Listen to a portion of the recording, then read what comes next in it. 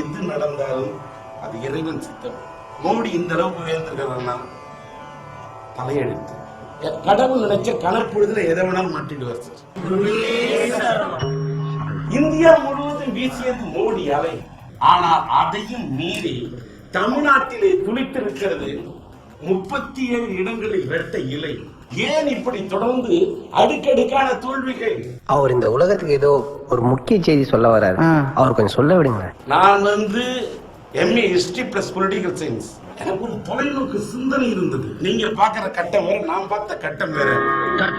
கட்டம் சரியில்லை. மோடியை பத்தி கேள்வி கேட்டீங்க, நோ கமெண்ட்ஸ். ஆனா என்னோட கருத்து என்னன்னு கேட்டா, அதை பற்றி நான் எந்த கருத்துமே கூற விரும்பவில்லை.